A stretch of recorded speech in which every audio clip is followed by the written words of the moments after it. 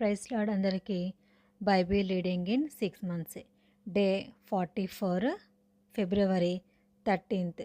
మొదటి భాగంగా 2వ సమూయేలు గ్రంథం 8వ అధ్యాయము చదువుకుందాం.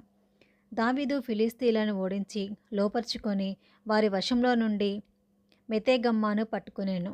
మరియు అతడు మోయాబీలను ఓడించి పట్టుబడిన వారిని నేల పొడుగునా పండచేసి తాడుతో కొలిచి 2 తాడుల పొడుగునున్నవారు చావలున్ననియు 1 తాడు పొడుగునున్నవారు బ్రతకవచ్చుననియు నిర్ణయించాను. అంతటా మోయాబీలు దావీదునకు దాసులై కప్పము చెల్లించుచూ నుండిరి. సోబారాజును రెహోబు కుమారుడునగు హదదెజరు యూఫ్రటీసు నది వరకు తన రాజ్యమును వ్యాపింప చేయవలనని బయలుదేరగా దావీదు అతన్ని ఓడించి అతని యుద్ధ నుండి 1700 మంది గుర్రపు రౌతులను 20,000 కాల్బలమును పట్టుకొని వారి గుర్రములలో 100ని ఉంచుకొని మిగిలిన వాటికి చీలమండ నరములను తెగన వేర్చెను. మరియు దమస్కులోనున్న సిరియనులు సోబారాజగు హదదెజరు నకు సహాయం చేయరాగా దావీదు సిరియనులతో 22,000 మందిని ఓడించి దమస్కు వశముననున్న సిరియా దేశమందు దండును ఉంచగా సిరియనులు దావీదునకు దాసులై కప్పము చెల్లించుచూ ఉండిరి. దావీదు ఎక్కడికి పోయినను యెహోవా అతన్ని కాపాడుచుండెను. హదదెజరు సేవకులున్న బంగారు డాళ్ళు దావీదు పట్టుకొని యెరూషలేమునకు తీసుకొని వచ్చెను. మరియు బేతహు బెరోతై అను హదదెజరు పట్టణములో దావీదు రాజు విస్తారమైన ఇత్తడిని పట్టుకొనెను. దావీదు హదదెజరు దండు అంతయు ఓడించిన సమాచారము హామాతు రాజైన తోయికి వినబడెను.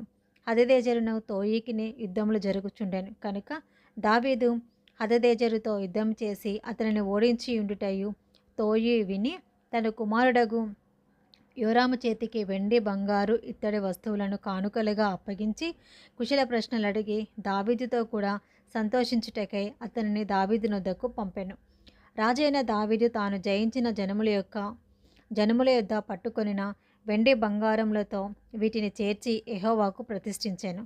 వాటిని అతడు సిరియనుల యొద్ద నుండియు మోయాబీల యొద్ద నుండియు అమ్మోనీల యొద్ద నుండియు ఫిలిస్తీన్ల యొద్ద నుండియు అమాలేకుల యొద్ద నుండియు రెహోబు కుమారుడగు హదదెజరు అను సోబారాజునొద్ద నుండి పట్టుకొని ఉండెను. దావీదు ఉప్పులోయలో సిరియనులకు 18,000 మందిని హతం చేసి తిరిగి రాగా అతని పేరు ప్రసిద్ధమాయెను. మరియు ఏదోము దేశమందు అతడు దండు నుంచెను. ఏదోమీలు దావీదునకు దాసులు కాగా ఏదోము దేశమంతటా అతడు కావలి దండుంచెను. దావీదు ఎక్కడికి పోయినను యెహోవా అతనిని కాపాడుచుండెను. దావీదు ఇశ్రాయేలందరి మీద రాజై తన జనులందరి నీతి న్యాయములను బట్టి ఏలుచుండెను. సెరూయా కుమారుడగు యోవాబు సైన్యమునకు అధిపతి అయి ఉండెను. అహీలూదు కుమారుడగు యెహోషాపాతు రాజ్యపు దస్తావేదుల మీద ఉండెను. అహీటూబు కుమారుడగు సాదోకును అబ్యాతారు కుమారుడగు అహీమెలెకును యాజకులు. షెరయా లేఖికుడు. యెహోయూదా కుమారుడగు బెనయ కెరేతీలకును పెలేతీలకును అధిపతి. దావీదు కుమారులు సభాముఖ్యులు. 2వ సమూయేలు గ్రంథం 9వ అధ్యాయము. యోనాతానును బట్టి నేను ఉపకారం చూటకు సౌలు కుటుంబంలో ఎవడైనా కలడా అని దావీదు అడిగాను. సౌలు కుటుంబమునకు సేవకుడగు సీబాయను ఒకడుండగా వారు అతనిని దావీదునొద్దకు పిలువనంపిరి. రాజు, సీబావు నీవే కదా అని అడగగా అతడు, నీ దాసుడినైన నేనే సీబాను అనెను. రాజు, యెహోవా నాకు దయ చూపినట్లు నేను ఉపకారం చేయుటకు సౌలు కుటుంబంలో ఎవడైననొకడు శేషించి ఉన్నాడా అని అతను అడగగా సీబా, యోనాతానుకు కుంటిగళ్ళ గల కుమారుడొకడు ఉండెను. రాజుతో మనవి చేశాను. అతడెక్కడ ఉన్నాడని రాజు అడగగా సీబా, చిత్తగించుము, అతడు లోదెబారులో అమ్మీయేలు కుమారుడగు మాకీరు ఇంటనున్నాడని రాజుతో అనెను. అప్పుడు రాజైన దావీదు ముఖ్యులను పంపి లోదెబారులోనున్న అమ్మీయేలు కుమారుడగు మాకీరు ఇంట నుండి అతన్ని రప్పించెను. సౌలు కుమారుడైన యోనాతానునకు పుట్టిన మెఫీబోషెతు దావీదునొద్దకు వచ్చి సాగిలపడి నమస్కారం చేయగా దావీదు మెఫీబోషెతు అని అతన్ని పిలిచినప్పుడు అతడు, చిత్తము, నీ దాసుడనైనా నేనున్నానెను. అందుకు దావీదు, నీవు భయపడవద్దు, నీ తండ్రి అయిన యోనాతాను నిమిత్తము నిజముగా నేను నీకు ఉపకారము చూపి నీ పితరుడైన సౌలు భూమి అంతయు నీకు మరలా ఇప్పింతును. మరియు నీవు సదాకాలము నా బల్ల యొద్దనే భోజనం చేయుదువని సెలవీయగా అతడు నమస్కరించి, చచ్చిన కుక్క వంటి వాడనైన నా ఎడల నీవు దయచూపుటకు నీ దాసుడినగు నేను ఎంతటి వాడను అనెను. అప్పుడు రాజు సౌలు సేవకుడైన సీబాను పిలువనంపి, సౌలుకును అతని కుటుంబమునకును కలిగిన సొంతంతటిని నీ యజమాని కుమారునికి నేనిప్పించి ఉన్నాను. కాబట్టి నీవును నీ కుమారులను నీ దాసులను అతని కొరకు ఆ భూమిని సాగుబడి చేసి నీ యజమానుని కుమారునికి భోజనంనకే ఆహారం కలుగునట్లు నీవు దాని పంట తేవలెను. నీ యజమాని కుమారుడైన మెఫీబోషెతు ఎల్లప్పుడూ నా బల్ల యొద్దనే భోజనం చేయునని సెలవిచ్చెను. ఈ సీబాకు 15 మంది కుమారులను 20 మంది దాసులను ఉండిరి. నా ఏలిన వాడవగు రాజు తన దాసునికిచ్చిన ఆజ్ఞ అంతటి చొప్పున నీ దాసుడినైన నేను చేసేదినని సీబా రాజుతో చెప్పెను. కాగా మెఫీబోషెతు రాజకుమారులలో ఒకడైనట్టుగా రాజు బల్ల యొద్దనే భోజనం చేయుచుండెను. మెఫీబోషెతునకు ఒక చిన్న కుమారుడుండెను. వాని పేరు మీకా. మరియు సీబా ఇంటిలో కాపురమున్న వారందరూ మెఫీబోషెతునకు దాసులుగా ఉండిరి. మెఫీబోషెతు యెరూషలేములో కాపురముండి సదాకాలం రాజు బల్ల యొద్ద భోజనము చేయుచుండెను. అతని కాళ్ళు రెండును కుంటివి. 2వ సమూయేలు గ్రంథం 10వ అధ్యాయము. పిమ్మట అమ్మోను రాజు మృతి నొందగా అతని కుమారుడగు హానూను అతని రాజ్యమును ఏలుచుండెను. దావీదు హానూను తండ్రి అయిన నాహాషు నాకు చేసిన ఉపకారమునకు నేను హానూకునకు ప్రత్యుపకారము చేతిననుకొని అతని తండ్రి నిమిత్తము అతని ఓదార్చుటకై తన సేవకుల చేత సమాచారము పంపించెను. దావీదు సేవకులు అమ్మోనీల దేశంలోనికి రాగా అమ్మోనీయులు గనులు తమ రాజాగు హానూన్తో ఇలాగు మనవి చేసిరి, నీ తండ్రిని సన్మానించుటకే దావీదు నీ యొద్దకు ఓదార్చు వారిని పంపేనని నీవు అనుకొనుచున్నావా? ఈ పట్టణం నాశనం చేయవలని దాన్ని శోధించుటకే వారిని అతడు వేగు నిమిత్తమే పంపి ఉన్నాడని నీకు తోచలేదా? అంతటా హానూను దావీదు పంపించిన సేవకులను పట్టుకొని సగము గడ్డము గొరిగించి వారు తొడుగుకొనిన బట్టలను నడిమికి పిల్లల మట్టుకు కత్తిరించి వారిని వెళ్ళగొట్టెను. ఈ సంగతి దావీదునకు వినబడినప్పుడు ఆ మనుషులు బహు సిగ్గు నొందినరని వారిని ఎదుర్కొనుటకే మనుషులను పంపించి మీ గడ్డములు పెరుగు వరకు ఎరుకో పట్టణమందు ఆగి అటు తర్వాత రండని వారితో చెప్పుడనెను.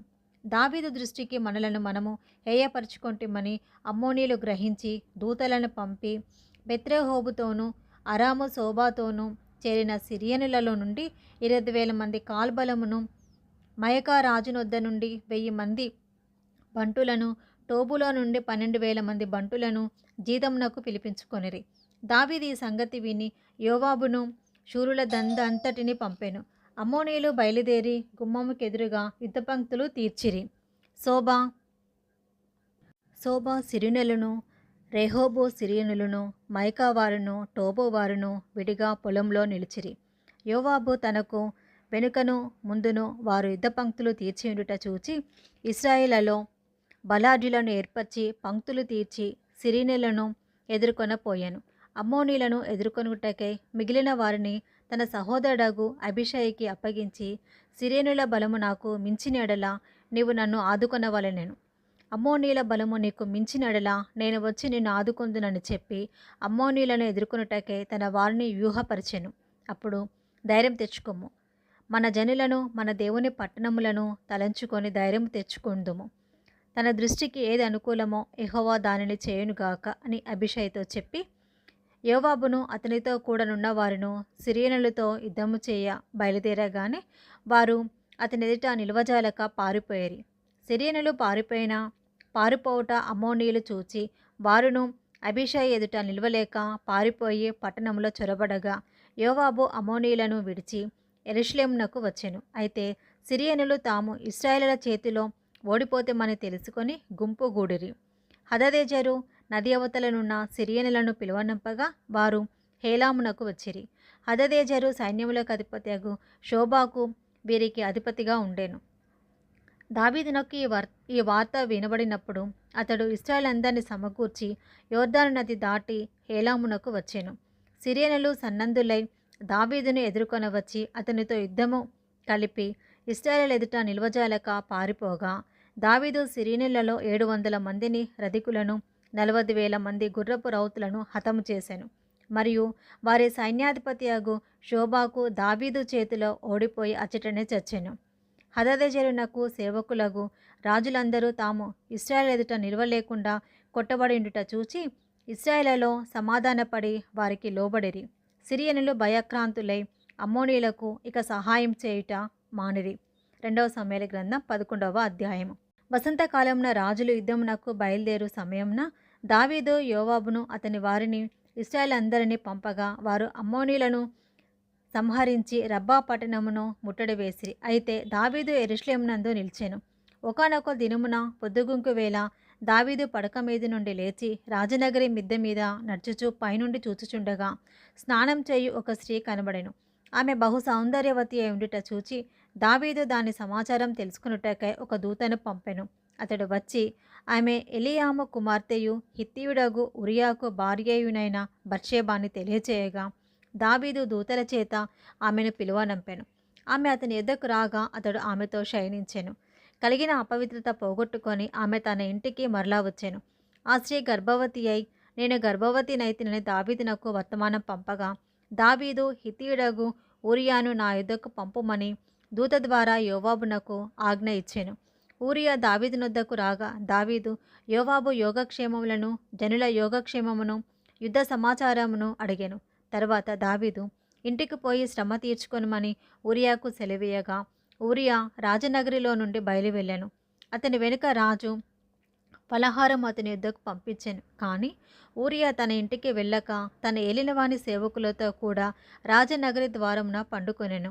ఊరియా తన ఇంటికి పోలేదన్న మాట దావీదునకు వినబడినప్పుడు దావీదు ఊరియాని పిలిపించి నీవు ప్రయాణం చేసి వచ్చితివి కదా, ఇంటికి వెళ్ళలేకపోతివేమని అడగగా ఊరియా మందసమును ఇశ్రాయేలు వారును యూదా వారును గుడారంలో నివసించుచుండగను నా అధిపతియగు యోవాబును నా ఏలినవాడవగు నీ సేవకులను బయట దండులో నుండగను భోజనపానములు చేయుటకును నా భార్య యొద్ద పరునుటకును నేను ఇంటికి పోదునా? నీ తోడు, నీ ప్రాణం తోడు, నేను అలాగు చేయువాడును కానని దావీదుతో అనెను. దావీదు నేడును నీవిక్కడ నుండుము, రేపు నీకు సెలవిత్తునని ఊరియాతో అనగా ఊరియా నాడును మరునాడును యెరూషలేములో నిలిచెను. అందులో దావీదు అతనిని భోజనమునకు పిలిపించెను.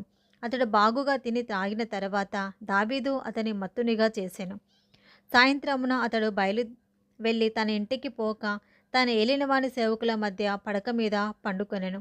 ఉదయమున దావీదు యుద్ధము మోపుగా జరుగుచున్న చోట ఊరియాను ముందు పెట్టి అతడు కొట్టబడి హతమగునట్లు నీవు అతని యుద్ధ నుండి వెళ్ళిపోమ్మని యోవాబునకు ఉత్తరము వ్రాయించి ఊరియా చేత పంపించెను. యోవాబు పట్టణమును ముట్టడి వేయుచుండగా ధైర్యవంతులుండు స్థలమును గుర్తించి ఆ స్థలమునకు ఊరియాను పంపెను. ఆ పట్టణపు వారు బయలుదేరి యోవాబుతో యుద్ధమునకు రాగా దావీదు సేవకులలో కొందరు కూలిరి. హిత్తీయుడగు ఊరియాయును హతమాయెను. కాబట్టి యోవాబు యుద్ధ సమాచారం అంతయు దావీదునొద్దకు పంపి దూతతో ఇట్లనెను, యుద్ధ సమాచారం నీవు రాజుతో చెప్పి చాలించిన తర్వాత రాజు కోపము తెచ్చుకొని యుద్ధము చేయనప్పుడు మీరెందుకు పట్టణము దగ్గరకు పోతిరి? గోడ మీద నుండి వారు అంబులు వేయుదురని మీకు తెలియకపోయేనా? ఎరుబ్బేషేతు కుమారుడైన అబీమెలెకు ఎలాగూ హతమయ్యెను?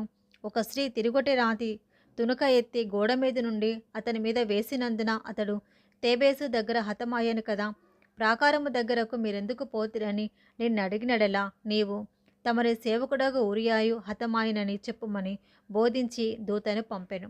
దూత పోయి యోవాబు పంపిన వర్తమానమంతయు దావీదునకు తెలియచేశాను. ఎట్లనగా ఆ మనుషులు మమ్మను ఓడించుచు పొలములోనికి మాకెదురుగా రాగా మేము వారిని గుమ్మము వరకు వెంటాడి గెలిచితిమి. అప్పుడు ప్రాకారము మీద నుండి విలుగాండ్రు తమ సేవకుల మీద అంబులు వేయగా రాజు సేవకులలో కొందరు హతమయ్యారి. తమరి సేవకుడైన హిత్తీయుడగు ఊరియా కూడా హతమాయను. అందుకు రాజు నీవు యోవాబుతో ఈ మాట చెప్పుము, ఆ సంగతిని బట్టి నీవు చింతపడకుము. ఖడ్గము ఒకప్పుడు ఒకని మీదను ఒకప్పుడు మరి ఒకని మీదను పడుట కద్దు. పట్టణము మీద యుద్ధము మరి బలముగా జరిపి దానిని పడగొట్టమని చెప్పి నీవు యోవాబును ధైర్యపరిచి చెప్పుమని ఆ దూతకు ఆజ్ఞ ఇచ్చి పంపెను.